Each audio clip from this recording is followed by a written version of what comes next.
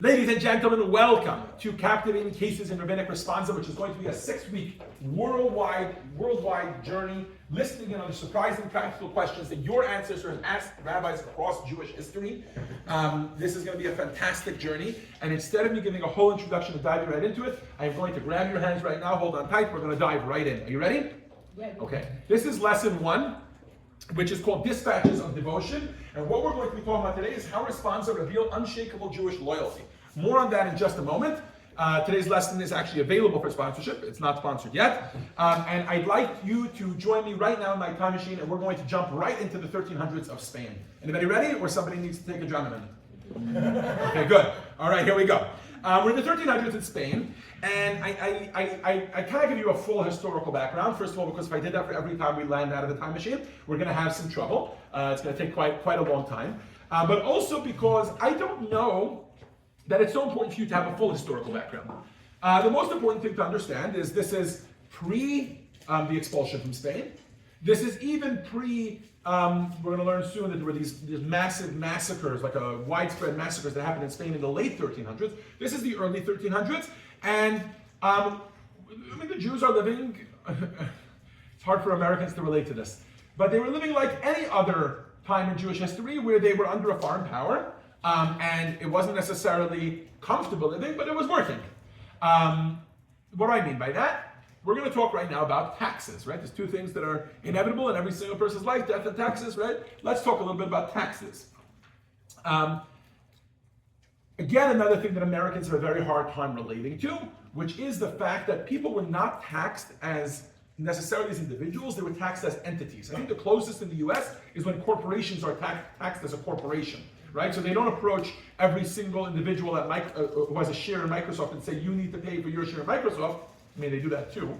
The US government is very good at taxing the money on the way in and on the way out, right? All that sort of thing. But sometimes they'll tax a company for doing X, Y, Z, they'll tax a company. So under the Spanish crown, the way that things worked was, there were these smaller communities that were considered entities. Most notably were what they call the Ali Jama or Ali Chama maybe? I don't know. That was the name they used for these small groups of minorities that were not, ding, ding, ding, ding, Christian. So if they weren't Christian, they were taxed as an entity. Oh, you want to exist as a small group of Jews? You want to exist as a small community of Muslims? That's okay with us, as long as you pay the price. So there were these taxes that were levied on the community. Okay. In this particular, I was going to use the term shtetl, but this is way before the shtetl. In this particular city, there were two wealthy people who lived there among the Jewish community. And as would often happen, probably for services rendered to the crown or something like that, these two wealthy individuals were exempt from the tax. Okay, exempt from the tax that the royal crown had levied on this Jewish community. Now, you can already see where there's going to be some friction, because the crown is putting the tax on the whole community, but then exempting two people from that tax. What does that mean? Right? Now, so just to give you a little bit more context here, each Jewish community had their way that they chose to go about figuring out this tax. And throughout this period of history, there were different ways that different communities dealt with this. So some communities, for example, would send out a representative of the Kahal. The Kahal was like the Jewish communal body, council, whatever it is.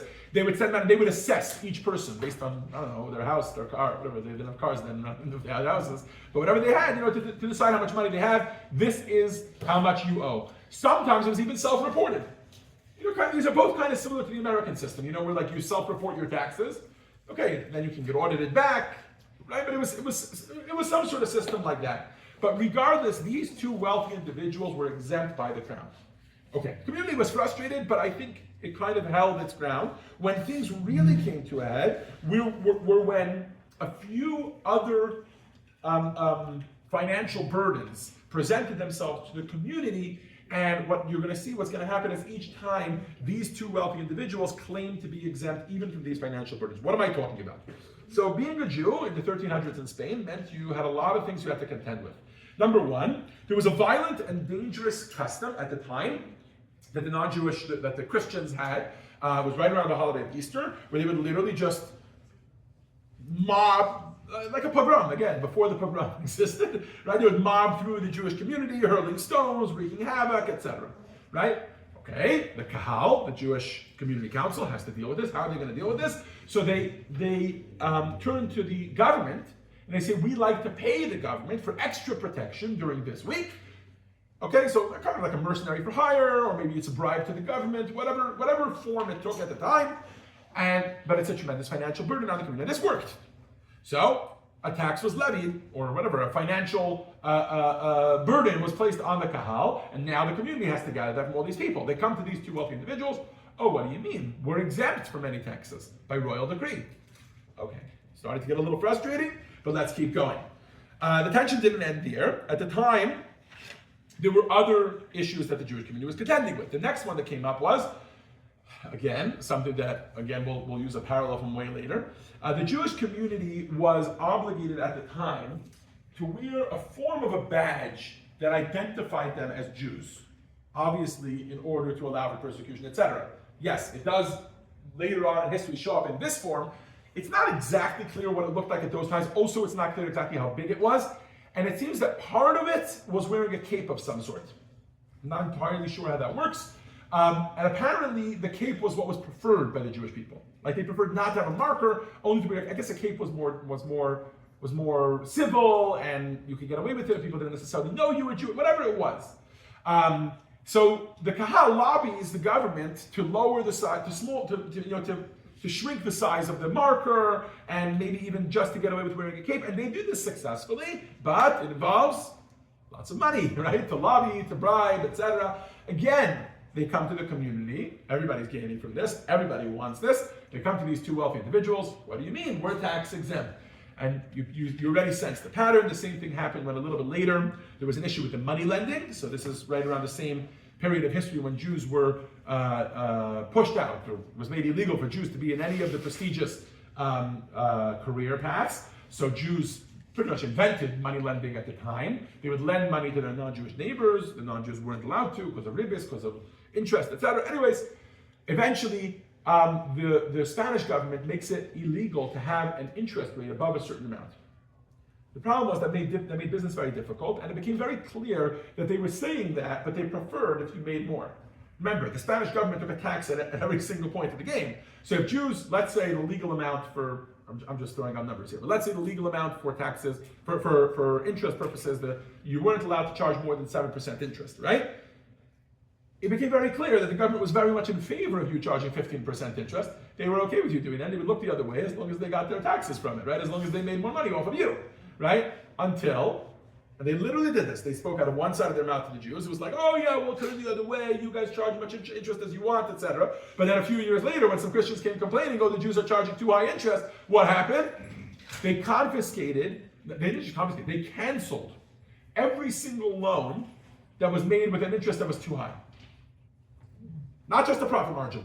The entire loan was forgiven, was canceled. So the Jews are frustrated once again. Again, they send the Kahal, and they were very successful in this. They would come and they would lobby the crown. And essentially the government comes up with this, so they come up with like a mediation where basically, okay, only the interest that was in surplus of the legal amount, that will be forgiven, but everything else actually you still owe, etc. But along the way, a lot of money was spent. The community chips in to pay for this, but of course these two other individuals claim that they are exempt. At this point, the community says, okay, this is not working out, and they write a letter. They write a letter to Rabbeinu Shlomo ben Aderet, known as the Rashba. Okay, the Rashba, born in 1235, passed away in 1310, lived in Barcelona, Spain. So again, this is the year 1300, or right around there, circa 1300. They write a letter to him explaining exactly what's going on, and that letter is text 1, okay? And I want to tell you something. I've been telling you this story as if we know this story from other sources. We only know this story from this letter, which is really cool, because I just give you a lot of information. And you're going to see that a lot, even though we're not going to read the whole letter, but a lot of it, this whole backdrop, comes to life as we're reading the letter that was written to the Rashba, the letter that he responds with. So, who's reading? Yeah. Why did the two rich people get exempt? Oh, it's not clear.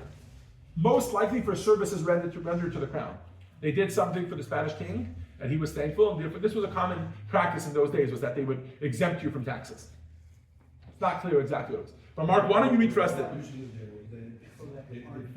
Yeah, exactly. They might have financed the crown. They might have lent them money, something like that. But it could have been anything, honestly. Spanish king was financed primarily By Jewish money. Okay. Yeah, but it doesn't mean necessarily that was these two. Whatever. Yeah, but in general. Right. Yeah, there was definitely a relationship between Jews and this. Okay. Let's read text 1. Mark, if you can read it for us, please. Before you read it, I just want to give you one small piece of information that is going to come up over and over again over this course. In Jewish literature, especially in Jewish case law, whenever you see the names of Reuben and Shimon, or progressively Levi and Yehuda, these are the 12 tribes' names, right? Those are not real names. It's the Jewish equivalent of saying John and Jane Doe. It's like, you need a name, a fill-in name, so that's what they use. So we don't really know the names of these two wealthy individuals. But go ahead, Mark. When you're ready, text 1. We're on page 3. Yeah. Reuben and Shimon were exempted from all taxes and levies by a royal decree bearing the king's seal. Later, the community incurred significant expenses for communal need and protection. This included paying bribes for safety during the Christian holiday and funding municipal improvements. They also spent heavily lobbying against the large badges that the king decreed all Jews must wear, successfully reducing the size of the badges by half and securing an exemption from wearing a cap. Additionally, the king had decreed the Jewish creditors must forfeit the entire loan of the 2 non-Jewish witnesses testified that they charged interest above the legal rate. The community successfully lobbied to change this, limiting the penalty for forfeiting only the excess interest. The community contends that the king's exemption applies only to taxes and levies, not to expenses incurred for their benefit and protection or municipal improvements. Reuben and Shimon claimed that their tax exemption should apply to these expenses as well. As evidence, they invoked the fact that they were never previously asked to contribute to similar expenses. They acknowledged deriving protection and benefit from the community's expenditures, but claim that this itself does not obligate them to contribute. Tell us, who is right? Mark, who do you think is right? Based on the information we have.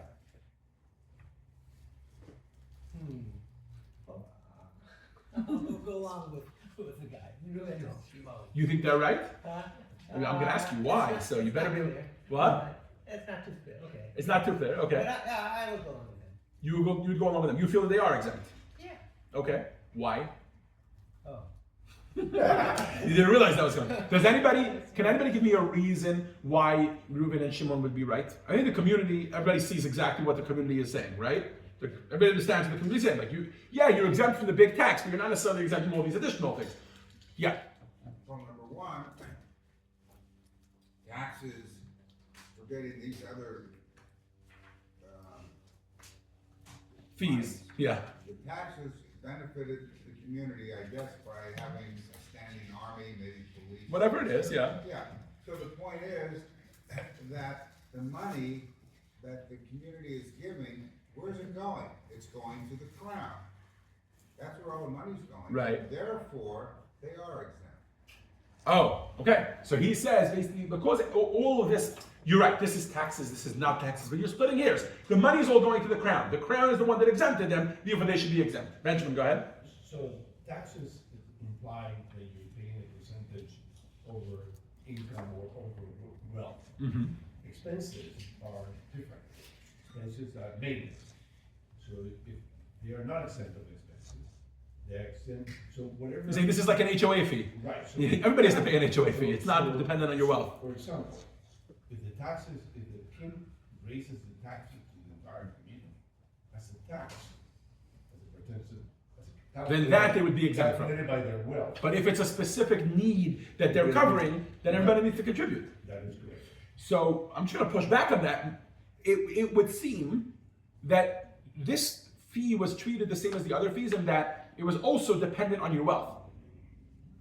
It was everybody contributed a different amount based on how much they made. No, that's what the community charge. The crown charge an expense. The community. Right, you're saying the community chose to divide it in this way. Exactly. Interesting, okay. So Fine. it's different. I hear you. In their letter, it seems that they're making two arguments, Reuben and Shimon. One argument they make is precedent. It seems like these three charges that we just discussed, these three additional fees that were incurred, those were like the big ones that became like a head. But it seems like there were other smaller ones that happened beforehand. Maybe we could use Benjamin or Chad, I forget who it was, that kind of like an HOA fee. There were like other small things that they kind of, everybody was like okay with them being exempt with, together with the taxes. But when it came to these larger things, it seems like that's when it came up. And one of the claims that they're making is, you can't just all of a sudden change the status quo. Whatever it was beforehand, that's what it is now. That's one thing they say. There's another point they make, okay? The other point they make is based on a Talmudic ruling in Bava Kama. Okay, Bava Kama is one of the tractates of the Talmud. And there's a discussion over there, what's called Hamavriach Ari Minichse Chavero, which means someone who chases away a lion from someone else's property, okay? So let's assume I'm a farmer. Not a farmer, I'm a shepherd. So is Phil. We've been friends for a long time, both shepherds. I have my farm on Walnut between Hill and Lake, and he has his on Walnut in some other universe, run with me here. And he has his farm on Walnut between Lake and Los Robles, or whatever it is, right around Molina. And our farms are right next to each other. And one day, and now he doesn't have a guard watching his field. You're just irresponsible. You're too expensive. There we go. Okay, I do. Okay, and one day a pack of wolves comes, and my guard goes and chases away the wolves. And in fact, they weren't even attacking my field; they were attacking his field. But they were right there. They just did it, right? Now I come to Phil and I say I want to charge you for my guard because hello, you're clearly benefiting from it. The Talmud rules that Phil actually has the ability to say to me, listen, you're right, I did benefit, and thank you so much. I'm so appreciative, but I didn't ask you to do that. And you did it of your own accord. Sorry, that expense comes from you, right? And there's discussion in the Talmud of there's different scenarios. There's another scenario where you spot a leak, or whatever, like a flood, like the rivers would flood over and would go into somebody else's field, and you can easily subvert it. That's a different story, because most likely the person would have asked you to do it. There's a whole discussion about exactly how these things work. And it seems that these two fellows were trying to base their claim on that. Yes, we live in this city. We didn't ask you to bribe the government to protect us from these villains that go around Easter. We're thankful for it. Thank you so much. But you can't come and charge us after the fact. We chose not to contribute to it, and that's right. So they have like all these different perspectives to have. Okay. We are not going to get into the Rashba's answer too deeply. Suffice to say, he sided with the community. If you'd like to see the whole thing, in the back of the lesson today, there's a section called, what is it? Resolutions and Responses and Resolutions, or something like that. Anybody see it? To the back of this lesson. Rulings and resolutions, right? So there you can read like his full, they translate it to English and they paraphrase, but you can kind of get an idea of the full letter to see exactly the different sides that he weighed and how he ruled, etc. What I want to talk about is what is going on here. We have this entire story only from one body of literature, and that is Shailot Utshuvot Harashba. This is volume 1 of a 7-volume set that I have in my office, okay, called Shailot Utshuvot, Questions and Answers of Rabbi Shlomo ben Aderet. Rashba is an acronym for his name, and this is just him. Over 3,000 questions that were, I'm sure he was asked many other questions. By the way, the Rashba is like up there with the Rambam in terms of how well known he was and how we study him in yeshiva. He has lots of halachic rulings. Also, in terms of how influential he was. He was also a physician. He was also a philosopher. He also wrote a tremendous amount of halachic works. He would give 4 daily classes, I think, each in like deep topics. Each one on different, one in Talmud and one in halacha, etc. And what I remember hearing about him when I was younger was that he also was extremely good at time management. They say that he used to go for a walk every single day in the middle of the day, and during that walk, he was completely present on the walk. We all go for walks, right? But we're usually on our phone. Oh, I have an appointment coming up, I have this that I just did, whatever, my mind is in 5 different places. When he was on his walk, he was completely present while he was walking. When he had his physician's hat on, he was completely present as a physician. Anyways, fascinating individual. Open it up to any page. Here, I'll read one for you. Shailas, in mutalim loyach basar b'keli. Question: are you allowed to salt meat in a vessel where normally like a barrel that is used for wine to age non-kosher wine of non-Jews, and you haven't kosherized the vessel? Are you allowed to salt meat in there, right? Because you have to salt meat as part of the process of it being kosher. That's a question he's asking. Here's another one. He's talking here about making a blessing, whether when you make a blessing you have to have a cup of wine or not. I haven't read enough to see whether he's talking about Kiddush or if he's talking about benching, etc. Anyways, question after question after question, over 3,000 just from the Rashba alone. It is estimated that there are over 6,000 such works. Okay, so it means bookshelves and bookshelves. All the bookshelves in this room could be filled with Rabbinic Responsa, and it still wouldn't be a full library of them. From over 6,000 authors, the estimation is that there are over 650,000 such questions and answers. This is what we mean when we say the body of Rabbinic Responsa. It's such a unique style that many people like to call Rabbinic case law. Why? Because it's essentially looking at letters that people wrote to a rabbi and how the rabbi responded, but it's not just a one-line response, yes or no, he's right, she's right. No, it's a long essay that weighs the pros and cons. How do we go about this? And then gives you the response all the way at the end. These shailot or tshuvot are often called shut, which is an acronym for shailot or tshuvot, questions and answers. Shut is the acronym of the two of them. And I think it definitely deserves a place within Jewish literature. If you take a look on page 5, I love that they made it's just, these are 12 genres of Jewish literature, right? When I tell you, come and study Torah, what do I mean? It could be any number of things. It could be a class on Tanakh, right, which is just studying scripture, and you're looking at whether you read the parsha of the week or the prophets or whatever it is. You could be studying Midrash with all of its commentaries. You could be studying Talmud with Gemara, Rashi, Tosfot, Mishnah, all of that. You could be discussing Kabbalah, right, learning Kabbalistic sources, maybe together with Hasidic commentary on it. You could be doing Chakira, which is Jewish philosophical study. Each of these genres has thousands of works that have been published over history. One of the coolest genres, which we did a study on for those who are at the Siddur Unpacked class, falls into a genre called liturgy, nusach. All sorts of works, bodies of literature. The origin of the Siddur, where this prayer comes from, why we say it, when it was moved from here to there, why we say it on this and this day, but not on that and that day, why Sephardim say it, but Ashkenazim don't say it, or Ashkenazim say it, Sephardim don't say it. All sorts of bodies of literature just on that topic. Obviously, you have things like diktur, which is Hebrew grammar and language, history, right? Lots of Jewish historical works, and then among all those genres, for sure, 650,000 strong, sits Shailot Tshuvot Shut. This genre. Now, I think we've established that it's definitely something that exists. The real question we want to talk about is why. Not why does it exist? Why study it? Why would I gather all you guys? And you see whether it hasn't been the most popular class. I knew it wouldn't be. I was like, you're going to advertise Rabbinic Responsa. People are not even sure what it means. Never mind, come to a class and understand and dive into it. I tried to do my best in the marketing, right? But there's only so much you can do. I want to talk about why you're the luckiest people in the world to be sitting here and studying it. Okay? Even though really maybe I'm a little Johnny, too late because you're already sitting here. I should just stop selling, right? Okay, but I think it's important. What's so important about studying Shailot Tshuvot is really two things. The first one is obvious. It gives us a glimpse into the crafting of Jewish law, right? It's one thing for me to tell you, Benjamin comes over to me, Rabbi, are you allowed to, are you allowed to wear your watch on Shabbos? Right? And I start asking, well, is it a smartwatch? Oh, a smartwatch you shouldn't wear on Shabbos. Oh, it's a regular watch. Well, for women it's definitely fine. For men, probably in the US it's fine, but it's better not to, whatever. That's the end of the conversation. It's another thing for you to be able to watch that conversation unfold and see all of the background to it.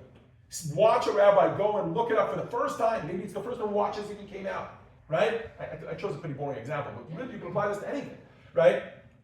The first time the watches came out, and the first time that somebody says, well, should we or shouldn't we? And he starts to discuss, well, for women it seems to be like they're wearing it like a fashion statement, like a piece of clothing, like anything else. But for men it seems to be much more practical. Also, these watches are very similar to the timepieces, where you might carry it. The timepieces you can carry, right? Those are the ones, right, that the pocket watches. All discussion about it, right? to watch that conversation unfold is to watch Torah being applied in real world scenarios and the evolution of it happening in real time. It's a really cool process to see. And for what it's worth, it's still going on today. Questions like, how do we deal with the Torah in terms of space travel? Or is lab-grown meat fleshig or not? You know, is that considered basari? Can it be eaten together with dairy or not? IVF. What? Transplants, exactly. Transplants. Are you allowed to donate an organ when you're supposed to bury all your organs in the ground? All these sorts of questions are now brand new questions. Some of which, I mean, transplants have been around a little bit, right? I think Mars, we're still waiting. You know, like these are different. But all of these things, Rabbinic Responsa is the way that these things are dealt with. Why? Because essentially, it's not just a question and answer. It's a foray into that field, and it allows people to say, "Oh, I disagree," or "I agree," or whatever it is. Okay, I think that's the more obvious reason to study Rabbinic Responsa. The second reason is that it provides us with a glimpse into Jewish history. Not just a glimpse into Jewish history, but a unique glimpse into Jewish history, for a few reasons. Let's read about them in text 2, and then I think you'll find that this is as soon as you start to pay attention to this, you'll realize just how brilliant this is. Mickey, if you can read for us, please, on page 6. This is from Shlomo Zalman Tal, who's a liturgical scholar, Tel Aviv University, Hebrew University, etc. Yeah, it's much more modern, living in the 1900s. Go ahead. Unintended historical records. A special importance attaches to Responsa as a primary source for knowledge of the history of the Jews in the various countries. Responsa literature has one advantage over such other accepted historical sources, such as chronographies, official documents, biographies, etc., since the evidence it affords is undesigned without any specific historical purpose or intention. Moreover, while in generally accepted sources preserve only important events, the Responsa echo the humdrum daily life of the ordinary person, his folkways, beliefs, dialects, and of particular importance, details about the lives of villagers and townsmen whose identity is completely blurred in the usual sources. Since the beginning of modern Jewish historiography, the Responsa literature has been drawn upon for this purpose. In a nutshell, he's saying that you're gaining a glimpse to Jewish history, but it's very unique in 3 ways. Okay? Number 1, first of all, it might be talking about something that we have no other historical evidence to. Okay? Number 2, you're getting it from a very unique perspective, what I like to call the fly-on-the-wall perspective, which we don't often get a historical view like that. Every single historical work, you guys all know this from history class in high school, every single historical work that has ever been written, the assumption is it is written with a bias.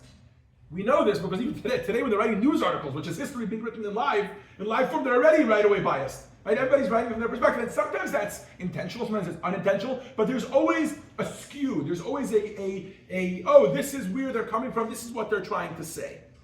One example that comes up in Jewish literature, for example, is Josephus. Anybody ever read Josephus? Immediately, as soon as you're reading it, as soon as you're studying it, one of the first questions is, who was he? What were his motivations? Was his allegiance to the Romans? Was his allegiance to the Jews? He has one copy written in Hebrew, one copy written in Greek. What does that tell us? There are differences between them, right? Clearly, we're not just worried about what he's writing. We also want to know what's he not telling us, or why is he telling it to us in this way, right? When you read Rabbinic Responsa, nobody is trying to tell you a story. They're trying to talk about the law. There's an agenda here. By the by, you're getting a story here that you might not even have known about. And finally, my favorite part is you're not just getting highlights. Usually, if you open up a historical book, Josephus, for example, you'll read about the Roman emperors, and you'll read about the Maccabean rulers, and the famous warriors, and the famous whatever, merchants, or whatever it was, right? The people that were of great influence. And rightfully so, I'm not blaming them. You do not get stories of random villagers and random people and how they went about their day-to-day lives. Responsa is the exact opposite. It almost does away with that whole hierarchy because the selection is based on an entirely different criteria, which is this an interesting case or not? Who the people were in that case, who, not often, almost always are anonymous, right? The people there are almost always anonymous. And yet we learn these stories that are fascinating. I think it tells us a lot about our history. So, and I want to add one more point to that. As you go through the Responsa, you start to see something else. You start to see the soul of history come to life, which means you see the way Jews, as they're dealing with their issues, they're turning to the Torah as their guide. More on that in just a moment. So really what I'm trying to say is that the goal of this course is going to be twofold. Number one is to talk about the evolution of Torah, how rabbis answer these questions, how they're going to apply rules and Torah law that we got at Sinai to new and ever-evolving cases, whether evolving because of technology or just evolving because of new scenarios, right? And secondly, we're going to try to place an emphasis on coming face to face with our ancestors, with Jews who lived 1,000 years ago that were likely just like me or you. They were a little rabbi in a synagogue somewhere, or they were a doctor, or whatever it is, right? They each had their own little job, their own little thing, and they played a role in history, and they had their questions that brought this to light, which I think you'll find fascinating. Just to take a moment to map out the course. So first of all, obviously on page 8 and page 8, 9, 10, and 11, you can see a literal physical map of the course. So 8 and 9, you can see where the questions that we're going to be reading are coming from. You see that they span years, but they also span the world. And then on page 10 and 11, so page 8 and 9, those are the cases we're going to spend the most time on. 10 and 11 are cases that are just going to be kind of referenced by the by on the side, maybe in the additional readings or things like that, but that support these same ideas. On page 8 and 9, there are 30 Rabbinic Responsa, and then there's another 60-something on page, or maybe even more on page 10 and 11. It's just fascinating because it's just literally a tiny sliver. It's unbelievable. But let me map out for you what we're going to be doing over the 6 lessons, okay? So in lesson 1, which is that's what we're doing today, titled Dispatches of Devotion, what we're going to be doing is we're essentially going to be asking, let's focus more on the questions than on the answers.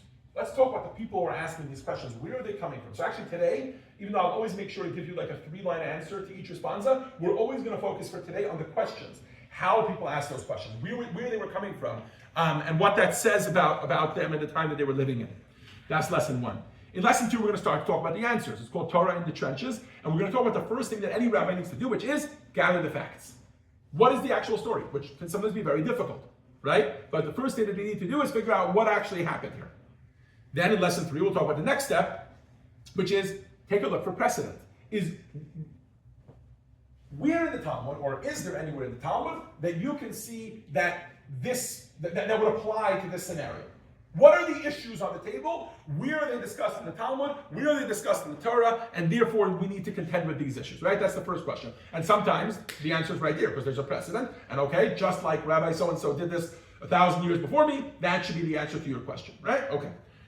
Some of you are familiar with this from American law, right? Precedent is a very big part of it. Okay.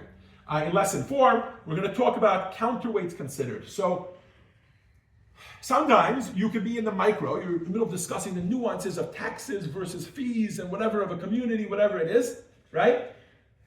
And the law might seem one way when you're talking about that specific issue, but if you zoom out and you consider all Jewish values, the Jewish value of being a good person and making this world a home for God and, not violating Shabbos, not violating kosher, whatever, there might be something else that you're violating, so you have to take all of that, into consideration. In lesson 5, we're going to talk about what in Yiddish is known as the fifth chelik from Shulchan Aruch, which means the 5th volume of the Jewish Code of Law. The Jewish Code of Law only has 4 volumes.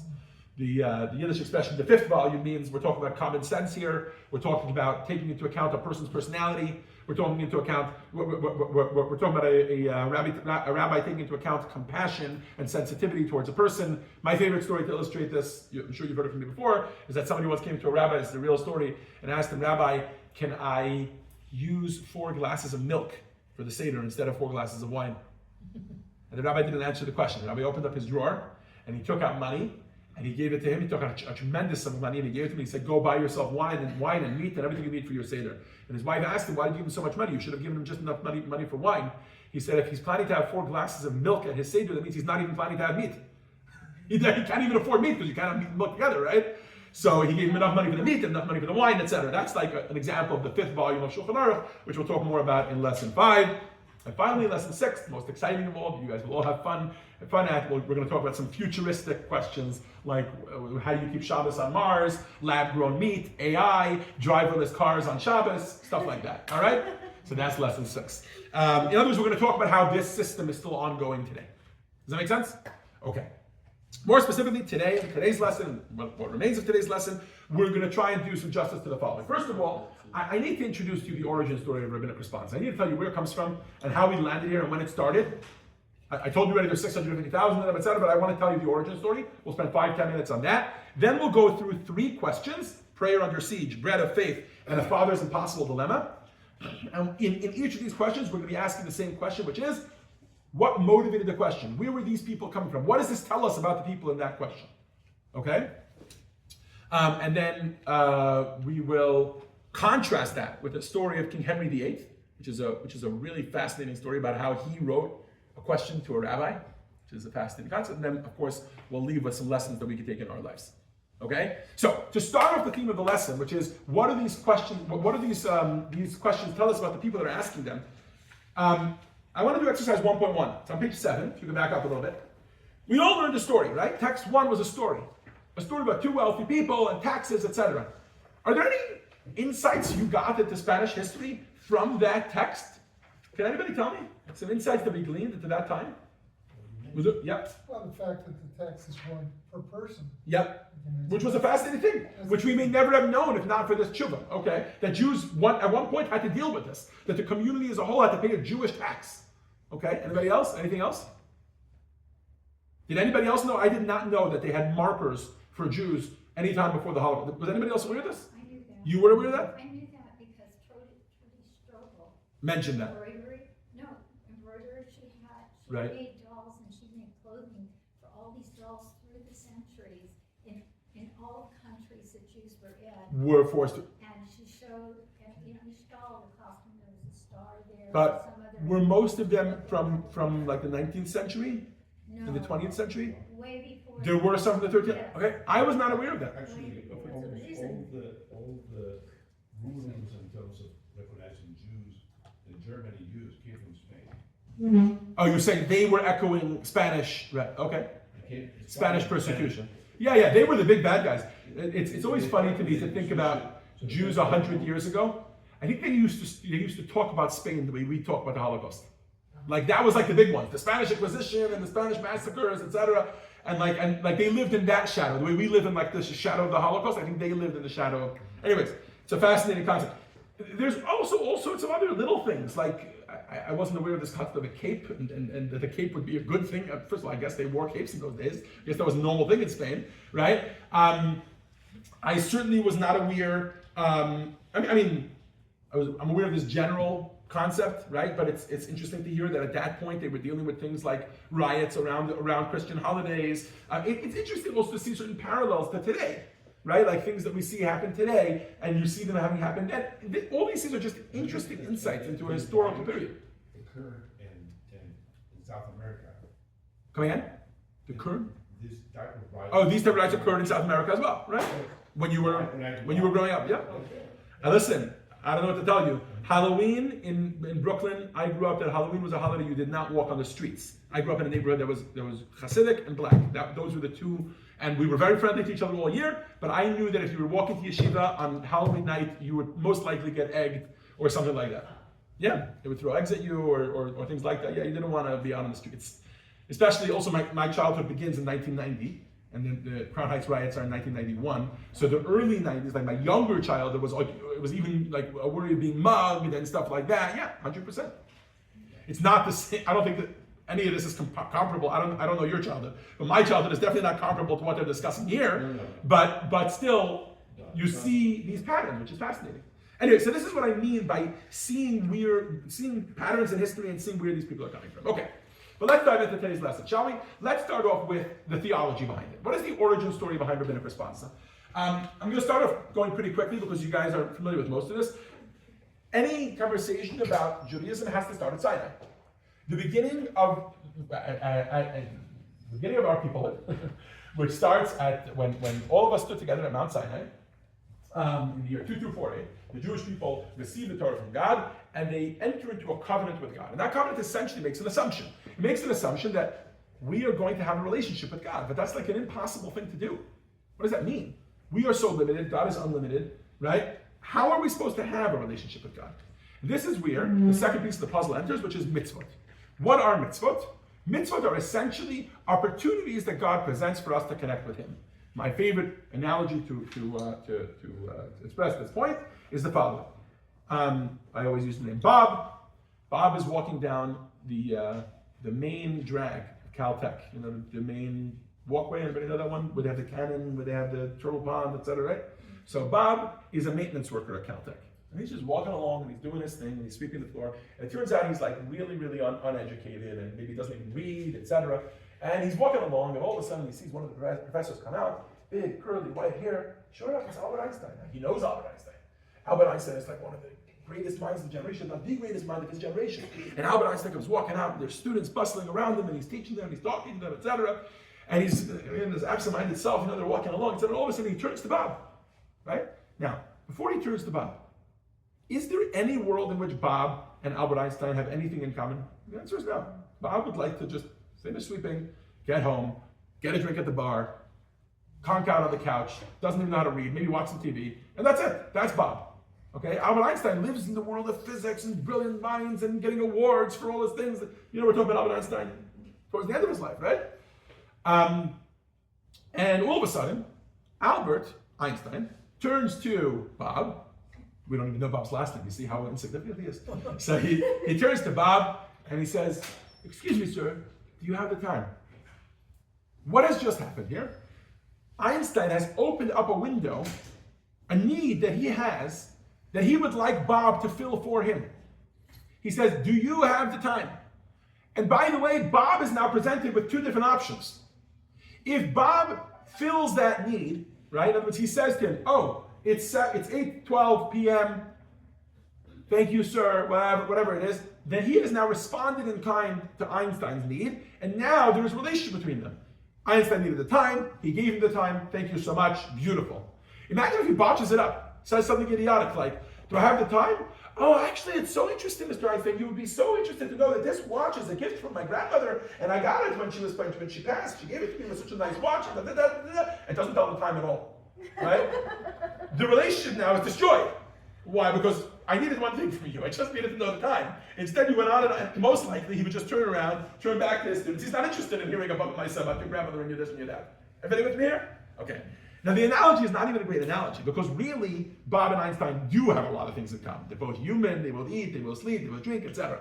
But when it comes to a Jew and God, actually they live in two completely separate worlds, right? God is infinite. God needs nothing. We are very needy. We are very finite, right? We are moody. We are human beings. We are physical. We're like the exact opposite of God. There's no world in which we are together. The only world in which we are is when God turns to us and says, he doesn't say, "Do you have the time?" He says, "Do you have tefillin? Would you mind putting them on for me every morning at 6:30? Just spend 45 minutes in them and daven. Do you have maybe 25 hours a week you can give me where you won't drive and you won't turn on a fire and instead you come to shul and you daven with me, etc." Right? What is Hashem doing in these opportunities? He's opening up a window for us to have a relationship with Him. He's saying, "Hey, I am choosing to need something. Can you fill this need for me?" That's what we're talking about here. That's what a mitzvah is. And this explains why mitzvahs are full of specifics. This is what one of my pet peeves is when people talk to me about, like, "Rabbi, you think God really cares if I say Shema before 9:26 or after 9:26? You think God really cares if I celebrate Purim on exactly the right day? It doesn't work out for me on a Wednesday. I prefer to do it the Sunday before. I'm off from work anyways. That's when I'm going to do all the mitzvot of Purim. You think He really cares? It's the heart. It's everything with all my heart. It's what I care about." My favorite retort to people is, try telling that to your wife, right? Your wife says, "Honey, you know what would be so nice tonight? Maybe you have some time. Maybe we'll go out for sushi tonight," right? Sure enough, she gets in the car, you take her, you're all dressed up, etc. You pull up, out to a nice Chinese restaurant, you walk in, and she goes, "What are you doing?" And you say, "Whatever, sushi, Japanese, Chinese, what's the big deal?" She's like, "I'm allergic to soy sauce." You know that, right? I can't eat anything in this place, right? Like the sushi I was able to eat, okay, I'll have without soy sauce, that's okay. But I can't eat anything in this restaurant. "Oh, but restaurant, what's it? Is it really, the details are really important?" To her, they're important. And it's not even the fact that she's allergic to an ingredient or the fact that she wasn't in the mood of Chinese. It's the fact that she asked for a specific thing And you're not providing that thing. You're providing something completely different, right? Like, you're totally not on the same page. It's not like you fulfilled half the desire because at least you went to a restaurant. No, there's nothing here, right? In no world does she say, well, thank you at least for taking me out to eat. No, she's like, you completely botched this up. You totally didn't get what I needed. But okay, maybe the sushi example is a silly example, but we all know other examples like this, right? In other words, the specifics matter to God because God chose to connect with us in this specific way. And this is why today is actually the anniversary of the day that Moses begins explaining the specifics to the Jewish people. What is today? Today's was Chodesh Shabbat. And it was on this day that Deuteronomy began. Deuteronomy, of course, is the 5th book of the 5 books of Moses. And Moshe speaks to the Jewish people. It's just over a month before he passes away, 37 days to be exact. And he starts talking to the Jewish people. And he says, I'm going to explain to you now the specifics of the Torah and how to apply it to your lives. And we get the entire book of Devarim, which essentially is giving us lots of details of the mitzvot, right? Now, you got to think. Okay, hold on a second. We skipped text 3, but let's do it now. Text 3 is about this connection point that is a mitzvah. Gail, can you read it for us, please? Text 13. The word mitzvah is related to the Aramaic word. Sabta. Exactly what I was talking Okay, go ahead. Which means connection. One who performs a mitzvah connects with Hashem, the issuer of the commandment. This is the meaning of the Mishnah phrase, Avot. The reward of a mitzvah is the mitzvah. The reward of the mitzvah is the connection it generates with Hashem, who issued the commandment. This is one of my favorite lines in Pirkei Avot, in Ethics of Our Fathers. The reward of a mitzvah is the mitzvah. You know what that means? On a literal level, it means the reward of a mitzvah is a mitzvah. In other words, if you do one mitzvah, you'll get to do another mitzvah. Hashem will give you an opportunity to do another mitzvah. But a deeper perspective on this is that when you do a mitzvah, you're not doing it as a means to an end. It is the end itself. Let me explain what I mean. I just went last week, Monday and Tuesday. It was before JLI started, so I had the whole Monday off basically, because Monday is to a large degree dedicated to JLI here, Rabbinic. So I went to New York for 2 days, 48 hours, including travel. And of those 48 hours, what did I spend? 12 hours on a plane, let's say 16 hours total travel, right? I spent 8 hours, I probably spent 8 hours sleeping, right? I spent another 8 hours in my grandparents' house. My grandparents are in their 90s, spend time with them. A 2-hour visit, then they get exhausted, then they go down for a nap, I go run some errands, I come back, another 2-hour visit, then I spend time studying with my grandfather. You know, I'm very, very close with them, and it's become very difficult to maintain the relationship digitally. My grandfather doesn't hear well, the phone calls and Zooms don't really work, so I just fly in every once in a while and I just spend time with them, right? Imagine if I come back and Mark says, oh, so Zoshi, how was your trip to New York? I say, it was great, I spent 8 hours with my grandparents. He says, oh, very nice, so what do you have to show for it? What did you gain? What did you get out of it? And I said, what do you mean? He says, I don't know, did you get something for it? What was the reward? What was the purpose of that? And I said, what do you mean? I spent 8 hours with my grandparents. And Mark just keeps plugging. He's like, I don't get it. I don't spend 8 hours with anybody unless 8 hours is a long time in my life. Unless there's something in it for me. I don't spend 8 hours. I'm like, what do you mean? That is what was in it for me. To spend time with them. Right? That's what we mean when we say schar mitzvah, mitzvah. To look at a reward, to look at a mitzvah and say, you know why I do a mitzvah? I do a mitzvah because, I don't know, there's some sort of box in heaven that I'm collecting gold coins in. You know, like Super Mario Kart or something. You know what I mean? Like ding, ding, ding. Every time I do a mitzvah, oh, Sonia, I helped you with your shopping, with your bags to the car or whatever. Ding, ding, ding. I'm getting a reward. No, when a Jew does a mitzvah, the mitzvah itself is the reward. The fact that you got to be engaged in a relationship with God, that itself is an amazing thing. Some other time we could talk about we are doing mitzvahs for other people, like the example I gave of helping somebody with their bags. It also factors into that. But the mitzvah itself is the reward. Okay, and that's why the specifics matter so much. Okay, now you got to think, this is where we are now, right about to read text 4. Susie, if you could do it for us in just a moment. You got to think that these Jews are hanging around and thinking to themselves, you know, we keep coming to Moses with questions, right? And actually, in 2 parshas from now, for those of you that are familiar, we're going to read all about how Moses' father-in-law, Yitro, sets up a whole system, right? He's like, dude, you can't answer everybody's questions. So he sets up the first appellate court system, right? We're like, nod your head if you're familiar with this. Yes, and one rabbi for every 10 people, then another rabbi for every 100 people, another rabbi for every, I'm calling them rabbis, sort of like a judge for every 1,000 people, for every 10,000 people, like where you would climb, and only the hardest questions would come to Moses, right? But you gotta think that they were like, what's gonna be after Moses dies? the system seems, meaning they kept having questions, with so many questions about how to apply, because by the way, think about it, case law was just being applied. Moses had said, put on tefillin. And he explained, roughly speaking, how to put on tefillin. Then somebody comes, well, my wife just had a baby today, I didn't get a chance to put on tefillin, can I still put them on in the afternoon? He's got a question. We got to get the answer to that question. Okay, once he answers that question, that can become the precedent for everybody else. But there's so many of these applications. People make the mistake often that the only questions come when new technologies come out. No! You need to apply it to like varied lives, hundreds of thousands of people, right? So what's going to be after Moshe Rabbeinu passes away? We'll have applied it to many cases, but what happens when he's gone? We go up the court system, okay, and then what? And then what's the top? So it turns out Moshe provides a solution. Text 4, Susie. This is from Deuteronomy. He's describing it to us. The judge in those days. If a matter eludes you in a case involving capital punishment, litigation, leprous marks, or a case where there is a dispute in your cities, you shall set out and go to the place that God shall choose. You shall come to the Levitical priests and to the judge who will be in those days, and you shall inquire, and they will tell you the words of judgment.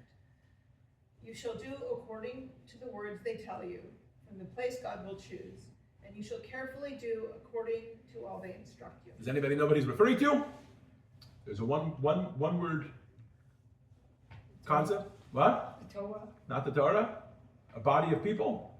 The Sanhedrin. Sanhedrin. What was the Sanhedrin? The Sanhedrin was in the place where God will choose. Remember, this is before the temple, right? So he's describing that in Jerusalem, when you build the temple, there should be a special chamber, and indeed there was. It was called the Chamber of Hewn Stone. There were these stone, like a little stone coliseum where 70 of them would sit, and they would receive all of the questions. And that acted like the Supreme Court of the Jewish people. So in other words, if they had questions, they went to their local rabbis, it would climb the system, and eventually the Sanhedrin would answer those questions.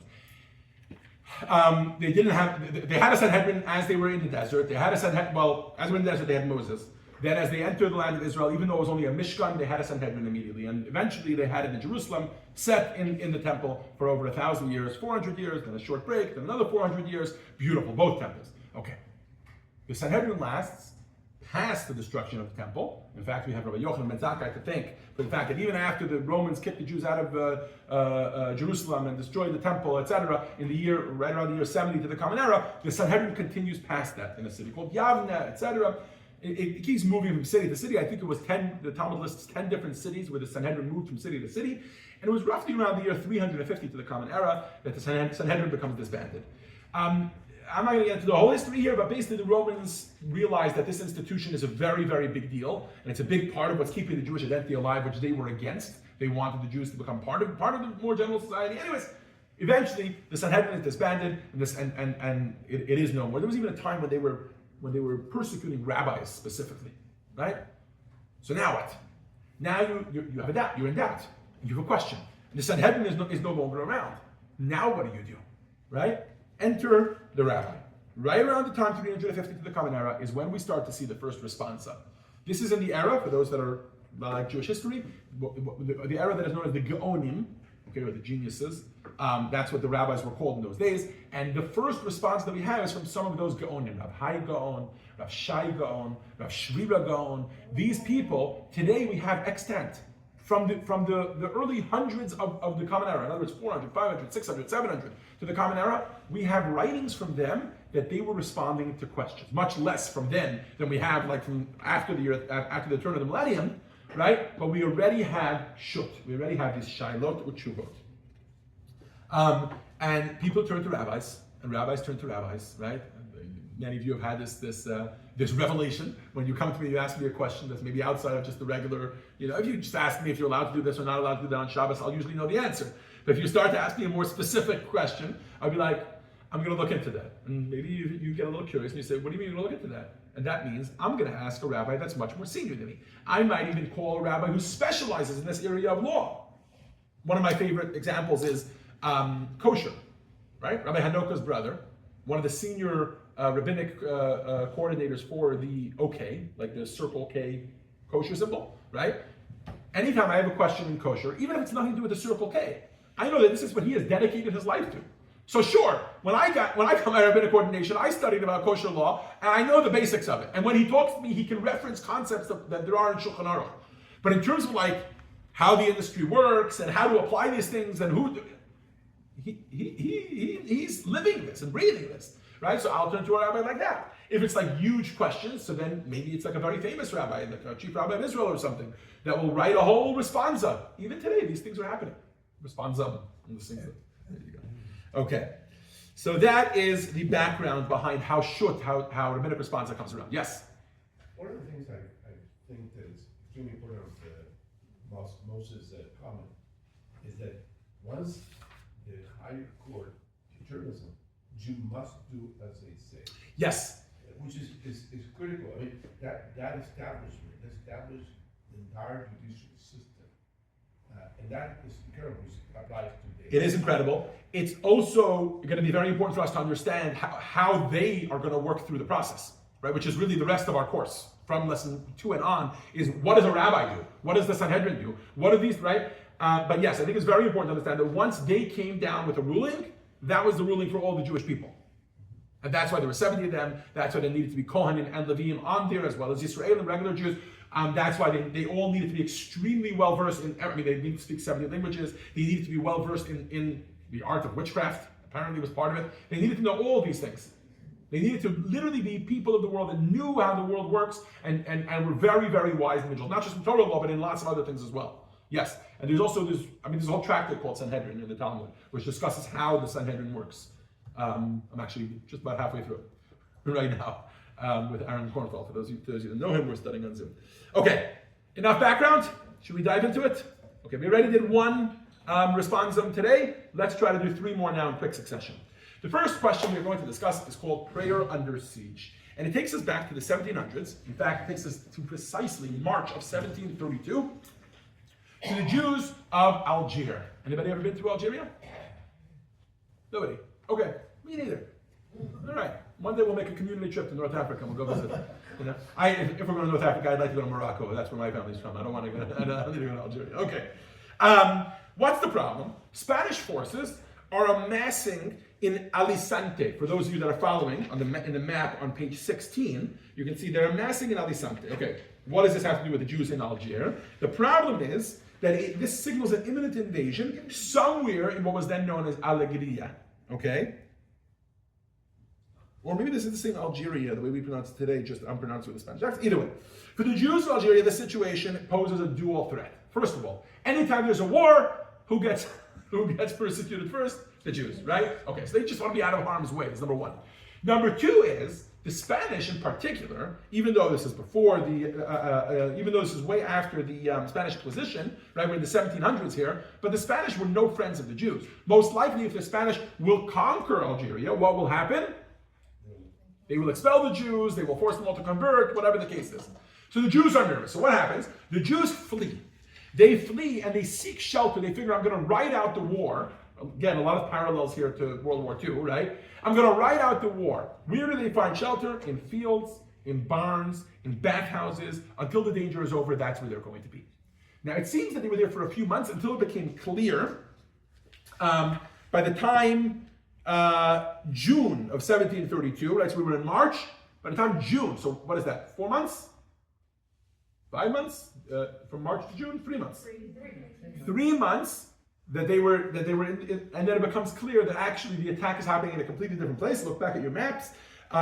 Spain launches its campaign and invades Oran, which is a city on the coast of Algeria, approximately 400 kilometers west of Algiers, which is okay. So Algiers is fine, and everybody comes out, everybody can go back to their cities, and we're doing okay. All right, fine. I don't know how the story ends. I don't know who wins the war. The question that is presented to Rabbi Yehuda Ayash, or otherwise known as the Beis Yehuda, which is text 5, presents itself during this 3-month period when Jews are essentially living in bathhouses. Okay? And Phil, want to read it for us, please? Text 5, page 17. Excuse me. In the year 5492, from creation, 1732, there was great turmoil due to dire rumors. Many claimed that the king of Spain planned to wage war against our city, Algiers, with a vast army and overwhelming force, equipped with countless deadly weapons.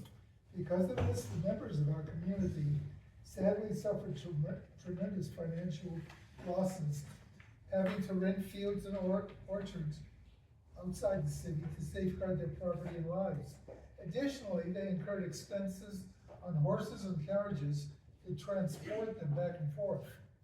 Amid this upheaval, some individuals came to inquire whether the worst person had been rented out for lodging, with 2 or 3 families sharing a single room. The question was as follows: do we say that since the bathhouses have been washed and replastered and no bathing occurs there during their stay, it is equivalent to an ordinary clean house? Or do we say that once the bathhouse is rejected for prayer, it forever remains disqualified? Okay, I don't think this is a law that most of you are familiar with, but it's probably not a law that takes a lot of understanding. In the Talmud, basically, it makes it very clear that praying in a bathroom or a bathhouse or any place where people are usually undressed, even if there's nobody currently there undressed, even if the toilet has been flushed, or let's translate it, even if the chamber pot has been emptied or whatever, right? It doesn't make a difference. A bathroom is a place where people go to do not inappropriate, but to go do, lesser modest things, and that's not a place for prayer. So you don't pray in a bathroom, you don't pray in a bathhouse. Surprise to anyone? No. Okay, great. The question is, what's if it's very good? What's if it's been cleaned out? What's if it's been replastered, etc.? Right? This is the question they posed to him. All right. His answer in the end is that actually it does not count. Whole legal discussion. He says it does not. This is not enough of a change. There's lots of discussion about whether maybe that's only because it was a temporary change and it's going to go back to being a bathhouse later, or whether maybe plastering is not enough, it needs to be completely remodeled, whatever it is, okay? He rules that you cannot pray in a bathhouse. The question I have is, what does this tell us about the people that are leaving? Raise your hand if you fled your house a year ago after the fires. Most of the, a little bit, yeah, okay. Some people I know lost their homes, some people part of their homes were destroyed, some people were just displaced for quite a few months. When you leave your house, all of a sudden certain priorities become quite evident. Am I right? Like, first of all, what you take with you is always that's spoken about a lot, right? Beyond, even if you think you're coming back, and I think in this case they weren't sure. It was probably like leaving for the fire. You think you're coming back, but you hope you're coming back. You're not sure. You might come back into nothing, right? Then war might come to your city and destroy all the houses. And then you're in a temporary housing. Okay, so think back to where you were. Most of you raised your hands that you were displaced by the fire. Think about where you were when you were displaced. And think about what were the priorities while you were there. Most likely you didn't have your bed. Okay, so right away there, that priority is almost immediately out the window, right? Okay, even when people go on vacation, they miss their bed, but they're okay not having their bed, right? I know very few people that take their bed with them on vacation. Okay, all right. But brushing your teeth, pretty high on the priority list? Probably, yeah, okay. Coffee, anybody? Very high on the priority list? Some of you yes, some of you not. I'll never forget, January 8th, here, at 6 a.m., before Minyan even started, the Wassermans came. The Wassermans never show up for David. They're not here usually for Minyan, etc.